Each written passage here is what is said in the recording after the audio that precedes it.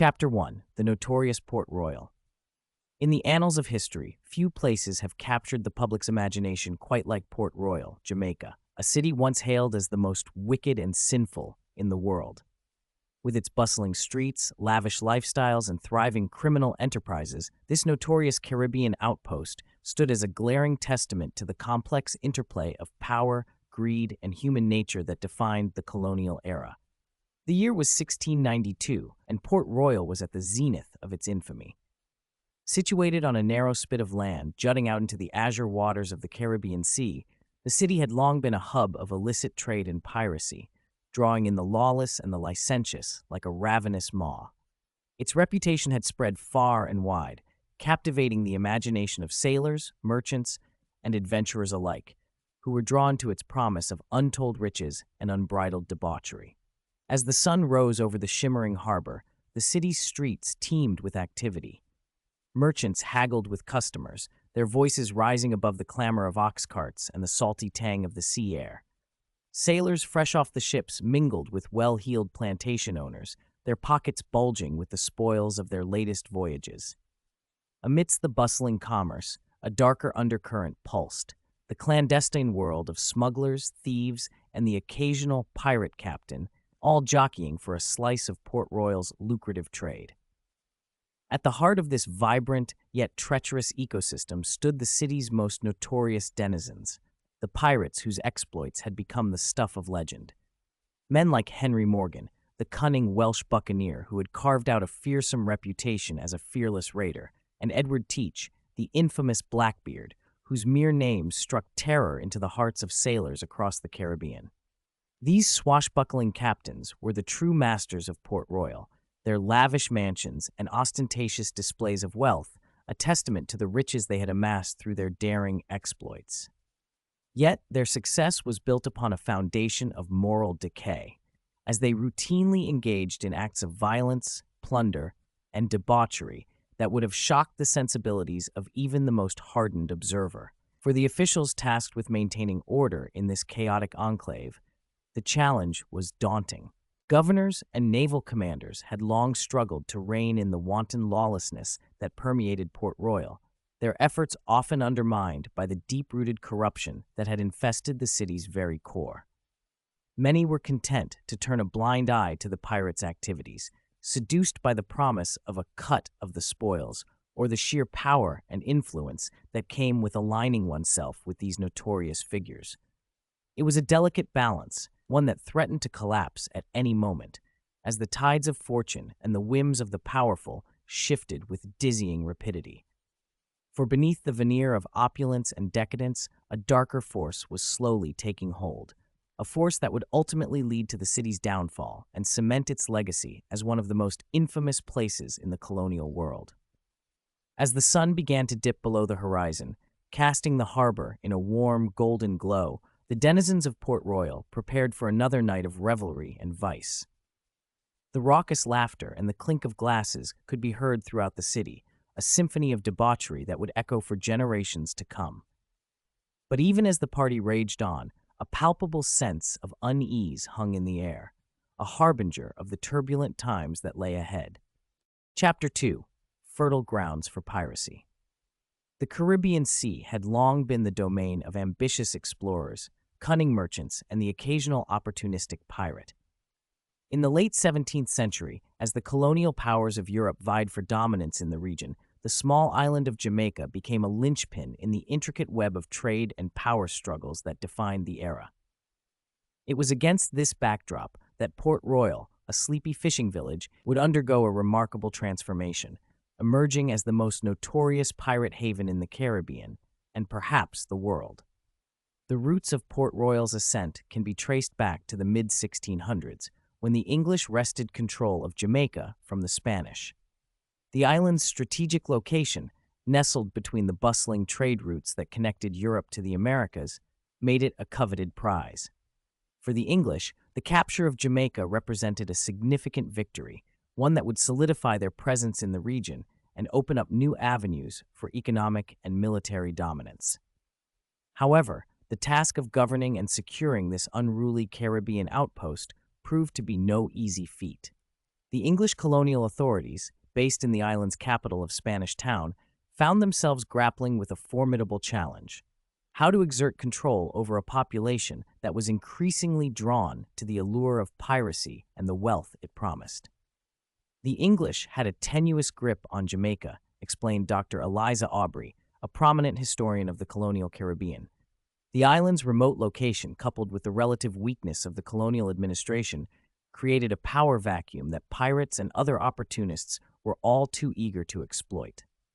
As the colonial government struggled to maintain order, a new class of adventurers began to arrive on Jamaica's shores. These were the buccaneers, a motley crew of sailors, former indentured servants, and even disgraced nobles, all united by their thirst for plunder and their willingness to defy the established order. Chief among them was Henry Morgan, a Welsh-born privateer who had honed his skills in the service of the English crown. Blessed with a keen tactical mind and a reputation for ruthlessness, Morgan quickly carved out a fearsome niche for himself, leading a series of audacious raids that targeted Spanish shipping and settlements. Morgan was a man of contradictions, observed Dr. Aubrey. On the one hand, he was a skilled military commander who could be disciplined and strategic, but on the other, he was a ruthless opportunist, driven by greed and a lust for power. As Morgan's exploits grew in notoriety, the English colonial authorities found themselves in a quandary. While they officially condemned the buccaneers' activities, many within the government recognized the practical value of these privateers turned pirates, who could serve as a formidable deterrent against the ambitions of the Spanish. This uneasy alliance between the colonial authorities and the pirates of Port Royal laid the foundations for the city's rapid ascent. With the tacit approval of the governors, the buccaneers were able to establish a thriving base of operations, using the city's natural harbor as a launching pad for their plundering expeditions. Port Royal became a hub of illicit activity, a place where the boundaries between the legitimate and the criminal were often blurred, explained Dr. Aubrey. The pirates and merchants of the city forged a symbiotic relationship, with the former providing the latter with a steady supply of valuable goods, and the latter offering the pirates a secure haven to enjoy their ill-gotten gains. As the port's reputation spread, it began to attract an influx of adventurers, merchants, and opportunists from all corners of the globe.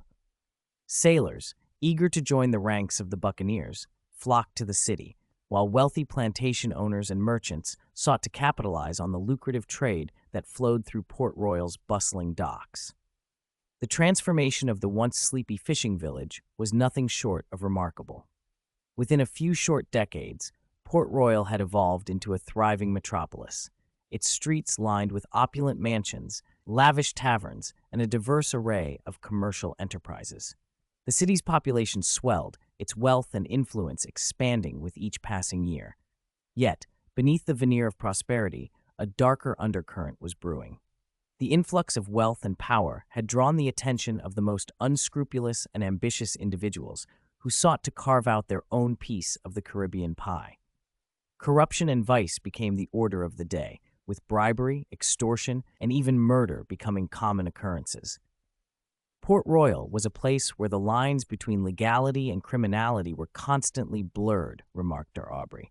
The colonial authorities, many of whom were complicit in the city's illicit activities, found themselves increasingly powerless to stem the tide of lawlessness that threatened to engulf the entire island. As the 17th century drew to a close, Port Royal stood as a testament to the complexities of the colonial era, a place where the pursuit of wealth and power had given rise to a culture of greed, vice, and moral decay. Yet, even as the city's reputation for debauchery and lawlessness spread far and wide, its allure only seemed to grow, drawing in ever more adventurous souls who sought to test their mettle against the capricious currents of the Caribbean. The stage was set for the rise of Port Royal's most infamous denizens, the swashbuckling pirate captains whose exploits would captivate the public imagination for generations to come. As the city's golden age dawned, the seeds of its eventual downfall had already been sown, setting the stage for a dramatic and captivating chapter in the annals of colonial history. Chapter 3: The Rise of the Pirate Captains. As the sun rose over the bustling harbor of Port Royal, a new day dawned for the city's most notorious residents, the pirate captains whose exploits had become the stuff of legend. These swashbuckling adventurers, drawn to the Caribbean's promise of untold riches and unbridled freedom, had made the city their base of operations, wielding power and influence that rivaled even the colonial authorities tasked with maintaining order. Chief among them was Henry Morgan, a Welsh-born buccaneer whose cunning tactics and ruthless determination had earned him a fearsome reputation across the high seas. Tall and imposing, with a penetrating gaze and a jawline carved from granite, Morgan cut an intimidating figure as he strode through the crowded streets of Port Royal, his very presence commanding the respect and fear of the city's inhabitants. It was not mere chance that had propelled Morgan to the forefront of the pirate hierarchy. Rather, it was a combination of his military prowess, his strategic acumen, and his willingness to play the game of power and politics with a deft hand. Morgan was a master of both the sword and the pen, observed Dr. Eliza Aubrey, a prominent historian of the colonial Caribbean. He understood that true power in this world lay not just in the strength of one's arm, but in the ability to navigate the complex web of alliances and loyalties that defined the colonial landscape. As a young man, Morgan had honed his skills in the service of the English crown, serving as a privateer and leading a series of successful raids against Spanish ships and settlements. His exploits had caught the attention of the colonial authorities in Jamaica, who recognized the value of aligning themselves with such a formidable figure. With the tacit approval of the governor, Morgan had been able to establish a base of operations in Port Royal, using the city's natural harbor as a launching pad for his daring plundering expeditions. Morgan was a man of contradictions, explained Dr. Aubrey. On the one hand, he was a skilled military commander who could be disciplined and strategic. But on the other, he was a ruthless opportunist, driven by greed and a lust for power that knew no bounds. As Morgan's reputation grew, so too did the size and scope of his operations. He assembled a formidable fleet of ships, manned by a crew of experienced buccaneers who shared his thirst for adventure and wealth. Together, they embarked on a series of audacious raids, targeting Spanish shipping and settlements along the coastlines of Central America and the Caribbean. The spoils of these expeditions were considerable. Returning to Port Royal, laden with gold, silver, and other valuable goods, Morgan and his crew would indulge in a lavish lifestyle that put even the most prosperous merchants to shame. Opulent mansions, extravagant parties, and a steady stream of indulgences, these were the hallmarks of the pirate captain's existence in the city. Yet, Morgan's success was not without its costs. His relentless pursuit of wealth and power had earned him the enmity of the Spanish, whose ships and colonies he had pillaged with impunity. On more than one occasion, the colonial authorities in Port Royal had been forced to intercede on his behalf, negotiating with the Spanish to ensure that the buccaneers' exploits did not spark an all-out war. Morgan walked a fine line between being hailed as a hero and being branded a wanted criminal, observed Dr. Aubrey. His ability to navigate these shifting tides of power and influence was a testament to his cunning and political acumen. Alongside Morgan, a cohort of other notorious pirate captains had also made Port Royal their base of operations, each one carving out their own slice of the city's lucrative criminal enterprises. Among them was Edward Teach, better known by his fearsome moniker, Blackbeard. Where Morgan was a master strategist, Teach was the embodiment of unbridled brutality and intimidation.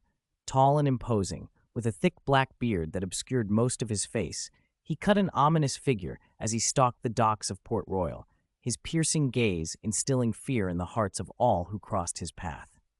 Blackbeard's reign of terror on the high seas was the stuff of legend.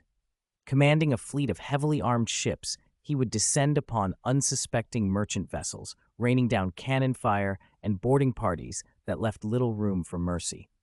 The riches he amassed through these daring exploits were staggering, and he used them to maintain a lavish lifestyle in Port Royal, where he was the undisputed king of the city's criminal underworld. Blackbeard was a study in contrasts, remarked Dr. Aubrey. He was a skilled navigator and a cunning tactician, but his true power lay in the sheer terror he was able to inspire. His very presence was enough to make even the bravest of men quake in their boots. As the pirate captain's influence and wealth grew, so too did their impact on the social and cultural fabric of Port Royal.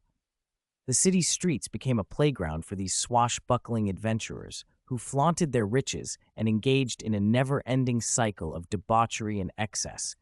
Opulent mansions, lavish parties, and a steady stream of indulgences, these were the hallmarks of the pirate captain's existence in Port Royal. They surrounded themselves with a retinue of loyal followers, who in turn provided them with a steady stream of information, resources, and protection from the colonial authorities. The pirate captains were the true masters of Port Royal, observed Dr. Aubrey. They were the kings of a city that had become a haven for the lawless and the licentious, a place where the pursuit of wealth and power had taken precedence over the rule of law. Yet, even as the pirate captains reveled in their success, a growing sense of unease was beginning to permeate the city.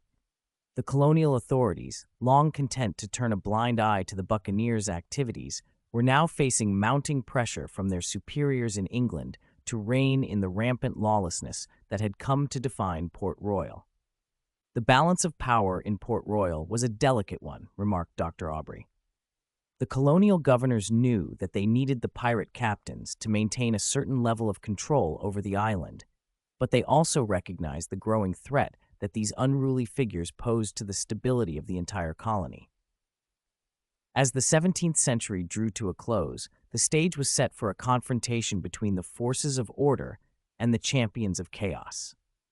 The pirate captains, flush with wealth and power, were unwilling to relinquish their hold on Port Royal without a fight. And the colonial authorities, feeling the weight of their superiors' scrutiny, were determined to reassert their authority over the city, no matter the cost. The clash that was to come would reverberate through the annals of history, cementing Port Royal's reputation as one of the most captivating and controversial chapters in the colonial era. Chapter 4. The Heyday of Vice and Debauchery. As the sun reached its zenith over the bustling harbor of Port Royal, the city's notorious residents were just beginning to stir from their decadent slumbers.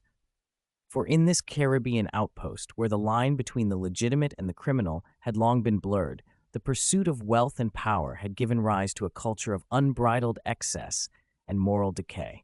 The streets of Port Royal teemed with activity, a cacophony of voices, the clopping of hooves, and the clanging of metal as the city's merchants, sailors, and adventurers went about their daily business. But beneath the veneer of commerce and industry, a more sinister undercurrent pulsed, one that spoke to the true nature of this notorious enclave. At the heart of Port Royal's thriving economy were the pirate captains, the swashbuckling figures whose daring exploits had made them the stuff of legend. Men like Henry Morgan and Edward Blackbeard Teach had amassed vast fortunes through their plundering expeditions, and they used their ill-gotten gains to indulge in a lifestyle of unparalleled opulence and decadence. The captains' lavish mansions, adorned with the finest furnishings and adorned with the spoils of their raids, stood as a testament to the wealth and power they wielded. Here they hosted extravagant parties, where the city's elite gathered to revel in the fruits of the pirates' labors, indulging in a never-ending cycle of drinking, gambling, and carnal pleasures. It was a world of excess and indulgence, where the only limits were those imposed by one's own capacity for debauchery, observed Dr. Eliza Aubrey, the renowned historian of the colonial Caribbean. The pirate captains and their associates had transformed Port Royal into a veritable playground for the wealthy and the wicked, a place where the pursuit of pleasure had become the primary pursuit. The city's bustling docks were the epicenter of this hedonistic lifestyle, as ships laden with exotic goods and precious resources from across the Caribbean docked to offload their cargo. Merchants, both legitimate and illicit, jockeyed for position, vying to secure the best deals and the most lucrative contracts. But amidst the flurry of commercial activity, a more sinister trade was also taking place: the exchange of stolen goods, the laundering of ill-gotten wealth, and the facilitation of the pirates' criminal enterprises. Port Royal had become a hub for all manner of illicit activities, a place where the line between the legal and the criminal had all but vanished. The city's merchants and financiers were deeply entangled with the pirate captains and their crews, explained Dr. Aubrey. They provided the captains with the resources and support they needed to continue their plundering expeditions, while in turn profiting handsomely from the spoils of their raids. This symbiotic relationship between the pirate captains and the merchant class had transformed Port Royal into a veritable powerhouse, its wealth and influence radiating throughout the Caribbean. The city's streets teemed with an eclectic mix of characters, from well-heeled plantation owners to rough-hewn sailors, all drawn to the promise of easy money and unbridled indulgence. It was a world where anything was possible, where the pursuit of wealth and pleasure took precedence over the rule of law, observed Dr. Aubrey. Port Royal had become a sanctuary for the lawless and the licentious, a place where the boundaries of morality were constantly tested and pushed to their limits. At the heart of this hedonistic landscape were the pirate captains themselves, who reveled in the lavish lifestyles they had built upon the backs of their daring exploits. Men like Morgan and Teach were the undisputed masters of Port Royal, their very presence commanding respect and fear in equal measure. Blackbeard, in particular, had become a larger-than-life figure, his towering presence and fearsome reputation striking terror into the hearts of all who crossed his path. With his thick black beard and piercing gaze, he cut an ominous figure as he stalked the city streets, surrounded by a retinue of loyal followers who were as skilled in the art of violence as their captain. Yet, even as the pirate captains basked in the spoils of their success, a growing sense of unease began to permeate the city.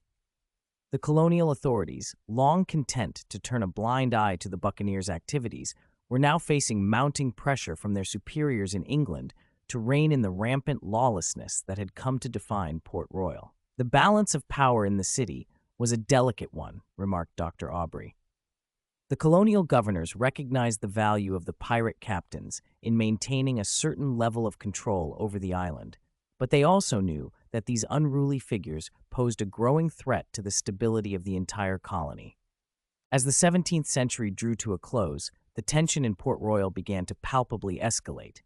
The pirate captains, flush with wealth and power, were unwilling to relinquish their hold on the city without a fight, while the colonial authorities were determined to reassert their authority, no matter the cost.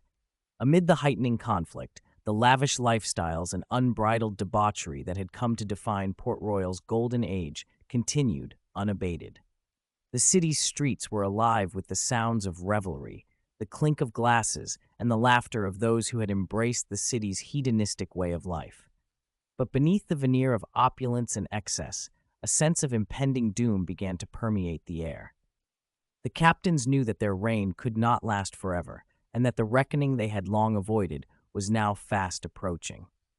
The question that hung in the air was not if, but when, the curtain would finally fall on Port Royal's decadent reign. As the sun began to dip below the horizon, casting the harbor in a warm, golden glow, the denizens of the city prepared for another night of revelry and vice.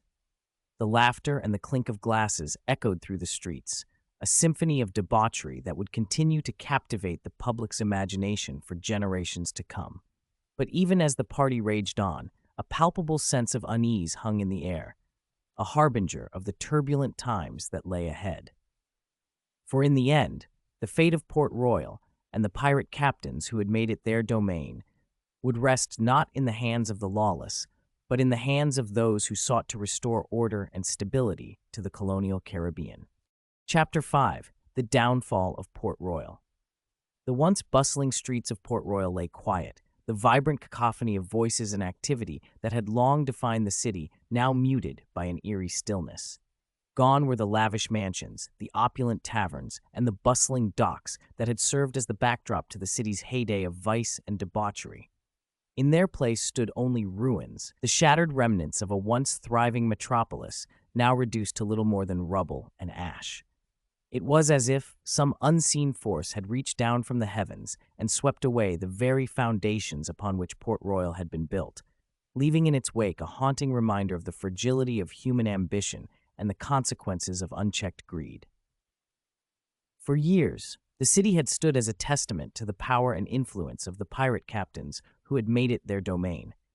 Men like Henry Morgan and Edward Blackbeard Teach had carved out a fearsome reputation, their daring exploits and lavish lifestyles captivating the public imagination and striking fear into the hearts of all who crossed their path. But now, as Dr. Eliza Aubrey surveyed the ruins, she could see the toll that the captain's relentless pursuit of wealth and power had taken. The once bustling harbor lay empty, the ships that had once filled its waters now reduced to broken, waterlogged hulks. The opulent mansions that had once housed the city's elite were little more than hollowed-out shells, their once grand interiors now reduced to piles of splintered wood and crumbled stone. It's as if the very earth itself had risen up to reclaim what was rightfully its own, Aubrey mused, her gaze sweeping across the desolate landscape. The captains and their associates had pushed the boundaries of excess and depravity too far, and in the end, the price they paid was the complete destruction of the empire they had built. The seeds of Port Royal's downfall had been sown long before the fateful day when disaster had struck. As the colonial authorities in England grew increasingly concerned about the rampant lawlessness and corruption that had taken root in the city, they had begun to apply pressure on the local government to rein in the pirate captains and restore order. But the task proved to be a daunting one, for the captains had become deeply entrenched in the fabric of Port Royal, their wealth and influence reaching into the highest echelons of power. The colonial governors, many of whom had been complicit in the city's illicit activities, found themselves caught in a delicate balancing act, forced to navigate the treacherous waters of politics and diplomacy in order to maintain a semblance of control. It was a powder keg waiting to explode, Aubrey explained, her voice tinged with a note of somber reflection. The colonial authorities knew that they had to act, but they also recognized the risks involved. The captains were not the kind of men who would go down without a fight, and the potential for widespread violence and unrest was ever present. Tensions came to a head in the summer of 1692 when a series of dramatic events unfolded that would ultimately seal the fate of Port Royal. First, there were whispers of a crackdown by the colonial authorities, with rumors of a fleet of ships from England set to arrive and restore order to the unruly city. The pirate captains, sensing the growing threat, responded with a bold move of their own. They orchestrated a daring raid on a Spanish treasure fleet, amassing a vast hoard of gold, silver, and other valuable goods that they quickly spirited back to Port Royal. The spoils of their latest expedition were a testament to the captains' continued dominance, but they also served as a provocation to the colonial authorities, who saw the raid as a direct challenge to their authority. It was a high-stakes game of cat and mouse, Aubrey said, with both sides maneuvering for position and trying to gain the upper hand. The captains knew that their time was running out, and they were determined to go out with a bang. But fate, it seemed, had other plans. On the morning of June 7, 1692, the city was rocked by a series of violent tremors that seemed to emanate from the very depths of the earth itself. Buildings swayed and crumbled, the ground opening up in gaping chasms that swallowed whole city blocks. The harbor was not spared either, as the violent shaking caused massive waves to crash against the shoreline, tearing ships from their moorings and dragging them out to sea. In the chaos that followed, the pirate captains and their associates found themselves caught in the crossfire. Blackbeard, who had been holed up in his lavish mansion, was trapped beneath the rubble, his fate unknown. Morgan, ever the strategic thinker, had managed to rally his men and make a desperate dash for the docks, but even his cunning could not save him from the relentless onslaught of nature's fury. It was as if the very gods themselves had turned their backs on Port Royal, Aubrey said, shaking her head in disbelief. The captains had thought themselves untouchable, but in the end, they were no match for the raw power of the earth. As the sun set on the ruined city, the scale of the devastation became clear. Thousands lay dead, their bodies buried beneath the collapsed buildings and the churned-up earth. The once bustling docks were a tangled mass of broken ships and debris, and the streets were littered with the shattered remnants of the city's former grandeur. In the aftermath, The colonial authorities wasted no time in seizing the opportunity to reassert their control. Teams of soldiers and administrators were dispatched to the island, tasked with restoring order and rebuilding the shattered infrastructure. The pirate captains who had managed to survive the earthquake were hunted down and either executed or imprisoned, their once formidable empires reduced to nothing. It was the end of an era, Aubrey said, her voice tinged with a sense of melancholy. Port Royal, the once mighty bastion of piracy and vice, had been brought low by the very forces it had sought to defy. The captain's dreams of wealth and power had crumbled to dust, and in their place stood a sobering reminder of the fragility of human ambition. As the cleanup and rebuilding efforts continued, the true cost of Port Royal's downfall became increasingly clear. The city's once thriving economy lay in ruins, its lucrative trade routes disrupted and its merchant class decimated. The colonial authorities who had arrived to restore order found themselves facing a daunting challenge, tasked with not only rebuilding the physical infrastructure, but also repairing the social and economic fabric that had been so thoroughly shattered. It was a long and arduous process, Aubrey said. The scars of Port Royal's downfall would take years, even decades, to heal. But in the end, the colonial powers were determined to ensure that the city's legacy of lawlessness and vice would never again threaten the stability of the Caribbean. For those who had borne witness to Port Royal's rise and fall, the experience was one that would resonate for generations to come. The captain's tales of daring exploits and lavish lifestyles had captured the public's imagination, but their ultimate demise served as a cautionary tale about the dangers of unchecked greed and the consequences of embracing a life of vice and debauchery. Port Royal was a place that embodied both the allure and the peril of the colonial era, Aubrey said, her gaze fixed on the ruins that stretched out before her. It was a place where the pursuit of wealth and power had taken precedence over the rule of law, and where the forces of nature and the forces of authority had converged to bring about its downfall. As the sun began to set over the shattered remnants of the once mighty city, Aubrey couldn't help but feel a sense of both fascination and unease.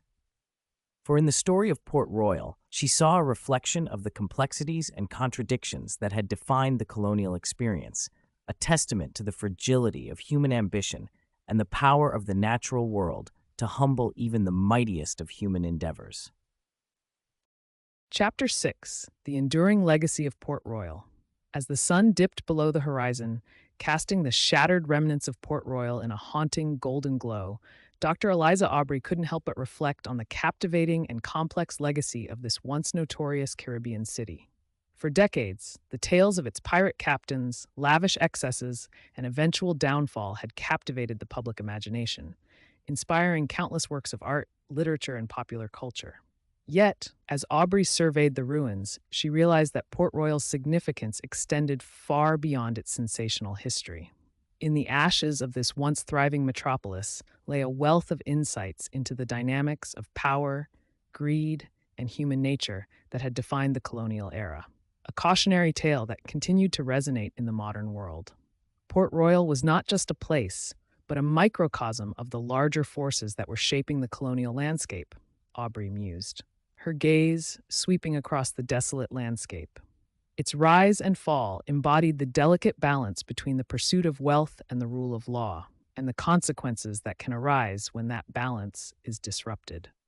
The pirate captains who had once reigned supreme over Port Royal had become the stuff of legend, their daring exploits and lavish lifestyles immortalized in countless works of art and literature.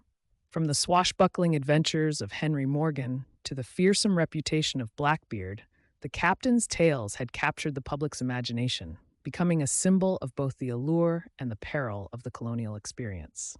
These men were not just criminals, but complex and multifaceted figures who were products of their time, Aubrey explained.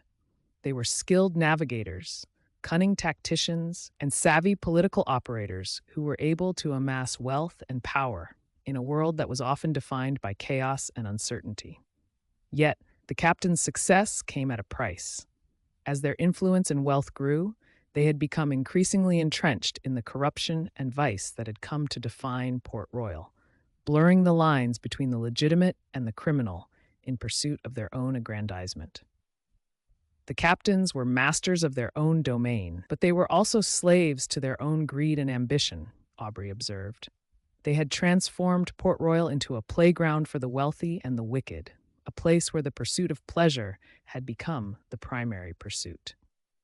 It was this moral decay that ultimately led to the city's downfall. As the colonial authorities in England grew increasingly concerned about the rampant lawlessness and corruption that had taken root in Port Royal, they had begun to exert greater pressure on the local government to rein in the pirate captains and restore order. The colonial powers found themselves in a delicate balancing act, Aubrey explained. They recognized the value of the captains in maintaining a certain level of control over the region, but they also knew that these unruly figures posed a growing threat to the stability of the entire Caribbean. The captains, sensing the growing threat to their power, had responded with increasingly bold and defiant acts, culminating in the daring raid on a Spanish treasure fleet that had ultimately sealed their fate.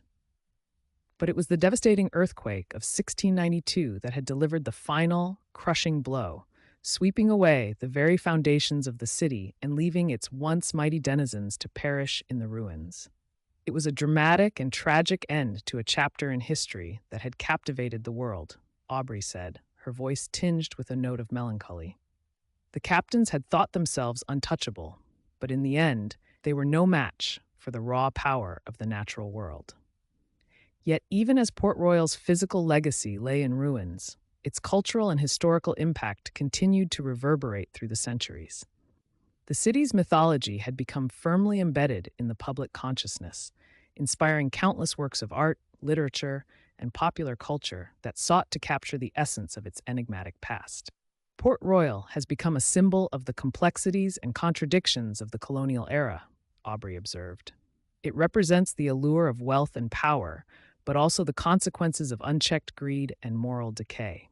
It is a place that continues to fascinate and captivate us, even as we grapple with the lessons it has to teach. From the swashbuckling adventures of fictional pirate captains to the historical exploits of real-life buccaneers, Port Royal's legacy has endured, its influence extending far beyond the confines of the Caribbean. Scholars and historians have long pored over the city's records, seeking to unravel the intricate web of power, politics, and cultural dynamics that had defined its rise and fall. Port Royal was a microcosm of the colonial experience, a place where the forces of order and chaos, of greed and morality, collided in dramatic and often visceral ways, Aubrey explained. Its story has the power to challenge our assumptions, to force us to confront the complexities of human nature, and to reflect on the consequences of our own pursuit of wealth and power. As the sun finally dipped below the horizon, casting the ruins of Port Royal in a soft, ethereal glow, Aubrey couldn't help but feel a sense of both fascination and unease. For in the story of this once notorious city, she saw a reflection of the broader challenges and tensions that had defined the colonial era, a cautionary tale that continued to resonate in the modern world. Port Royal may be gone, but its legacy lives on, Aubrey said, her gaze fixed on the shattered remnants that stretched out before her. It is a testament to the enduring power of human ambition and a reminder that the pursuit of wealth and power, unchecked by the rule of law, can have devastating consequences. As the night settled in over the ruins, Aubrey knew that the story of Port Royal would continue to captivate and inspire future generations, its lessons to be grappled with and explored for centuries to come. For in the end, the city's legacy was not just one of piracy and excess, but of the complex interplay of power, greed, and human nature that had shaped the colonial experience. A legacy that would continue to resonate long after the last of its captains had faded into the mists of history.